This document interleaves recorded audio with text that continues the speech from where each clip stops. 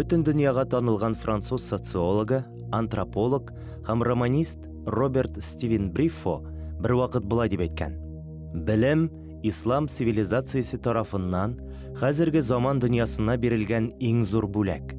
Һәм бу чыннан да шулай була. Мөселман галимнәре үзләренә кадәр яшәгәннәрнең фәнни мирасын бик җентекләп өйрәнгәннәр. Ачышлар ясап, аларны язып калдырып, киләсе буыннарга тапшырырга тырышканнар.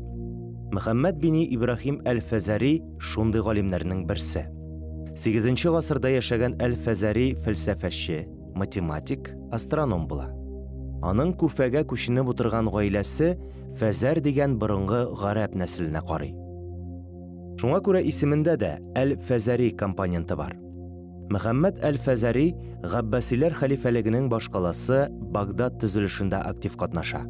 Ул шулай ук яңа гыйлемнәр өйрәнү һәм гамәлдә куллану максатыннан Багдадта хәлифәләр кушуы белән җыелган фәнни хезмәтләрне тәрҗемә итә.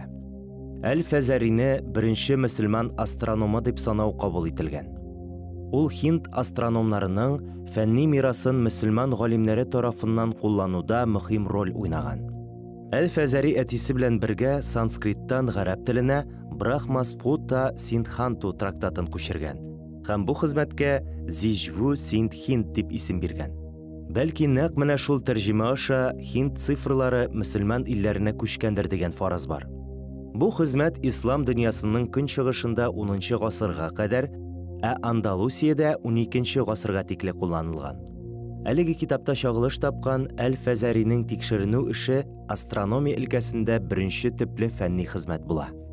Иксез-чиксез озын, җиңел булмаган эзләнүләр юлында беренче адымны гәүдәләндереп, Фазари айны күзәтеп торучы һәм әлеге күк җисеменең хәрәкәтен өйрәнүче беренче астроном була.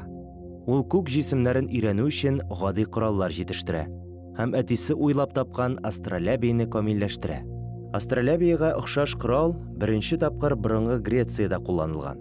Бу хакта безнең эрага кадәр 240 елга караган язмаларда искә алына.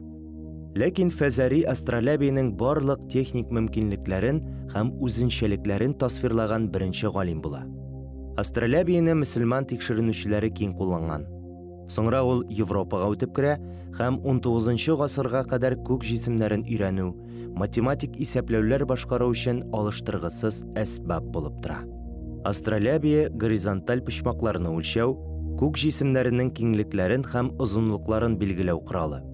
Шул ук вакытта ул исәпләү машинасының аналогы да булып тора. Аның сәбәпле катлаулы һәм озын булган хисаплаулар күп тапкыр гадиләштерелә. Хәтта һәр минут сайын кояшның хәрәкәтен күзәтергә мөмкин була. Мондый корал уйлап табу вакытны дөрес билгеләү өчен мөһим. Мөселман галимнәре фәнни тикшеренүләр белән беррәттән дини күрсәтмәләрне дә онытмаулары сәбәпле астролябия даими рәвештә камилләшә һәм аның ярдәмендә намаз вакытлары төгәл ачыклана. Әлбәттә инде, Әл-Фазари уйлап тапкан астролябия аннан соңрак килгән модельләре шикелле үк камил булмый. Әмма бу әсбаб Әл-Фазаринең галим һәм уйлап табучы буларак гаять зур интеллектуаль потенциалга ия булуын раслый. Кешеләрне гыйлемгә өндәгән ислам дине Әл-Фазари кебек галимнәр өчен көчле этәргеч була. Шуңа күрә дә алар моңа кадәр ирешә алмаслык булып тоелган яңадан яңа үрләр яулаган.